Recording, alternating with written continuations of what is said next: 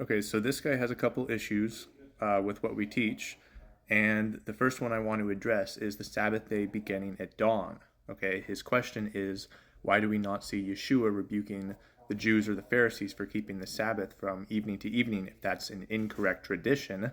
And the answer is that he actually does. He answered and said unto them, Well hath Isaiah prophesied of you hypocrites, as it is written, This people honoureth me with their lips, but their heart is far from me. Howbeit in vain do they worship me, teaching for doctrines the commandments of men. For laying aside the commandment of God, ye hold the tradition of men, as the washing of pots and cups, and many other such like things ye do. Many other such things. Okay? And he said unto them, Full well ye reject the commandment of God, that ye may keep your own tradition. One of these would be the false evening to evening Sabbath day. And then at the end of John's Gospel, we see this, which says, And there are also many other things which Yeshua did, the which if they should be written, every one, I suppose that even the world itself could not contain the books that should be written. Amen. Okay, so he's telling you there are many other things that the Messiah did which are not recorded in the Gospels. So just because they're not recorded in the Gospels, specifically this issue, that does not mean that he never corrected it. And we can see in several instances that his disciples did know how to reckon a day properly from sunrise to sunrise, which shows that he did in fact teach it. It says in Matthew 28 verse 1, In the end of the Sabbath, as it began to dawn toward the first day of the week, the two Marys came to see the sepulchre. Okay, so in the end of the Sabbath, in the very last moments of the Sabbath day, it began to dawn toward the first day of the week.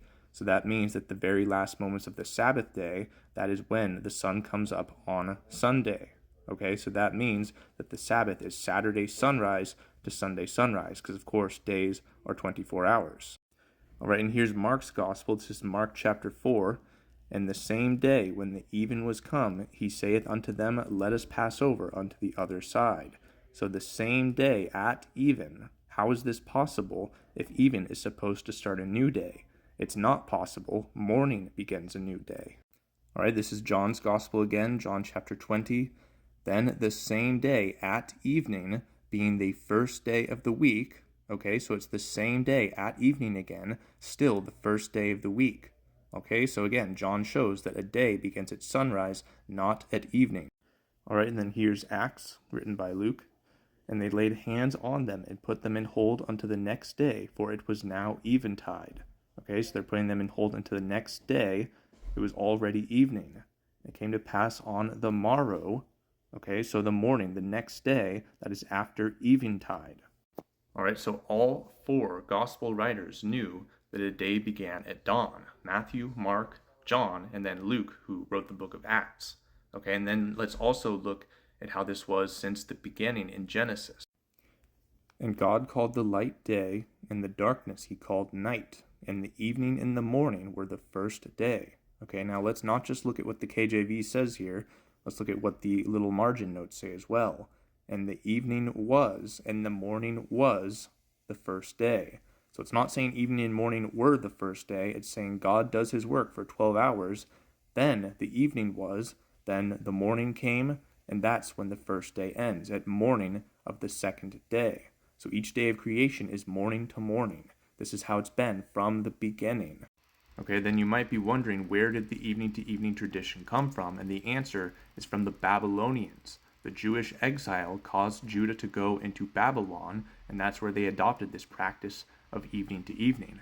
It says, There can be no doubt that in pre-exilic times the Israelites reckoned the day from morning to morning.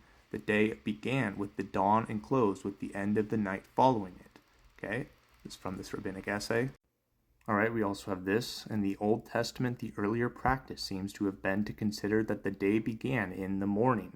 In Genesis 19:34, for example, the morrow, ASV, or next day, RSV, clearly begins with the morning after the preceding night. So it says, And they made their father drink wine that night. And the firstborn went in and lay with her father. And he perceived not when she lay down, nor when she arose. It came to pass on the morrow that the firstborn said unto the younger, Behold, I lay yesternight with my father.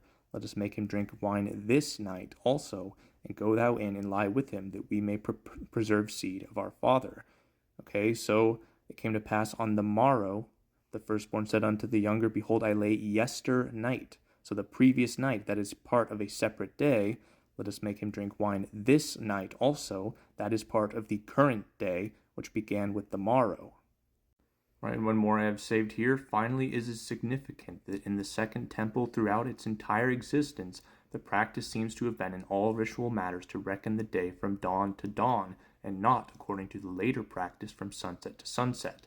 Even the rabbis, who themselves reckoned the day from sunset to sunset and refused to admit the legitimacy of any other practice, or rather absolutely ignored all divergent practice, nonetheless had to admit the validity of the interpretation of Leviticus 7:15. It says, And the flesh of the sacrifice of his peace offerings for thanksgiving shall be eaten the same day that it is offered. He shall not leave any of it until the morning. So it has to be eaten the same day, and the deadline is the next day's morning. That is because a new day begins at morning, not at evening. And then you talk about how we have to be the light of the world, but this is what the children of light actually do.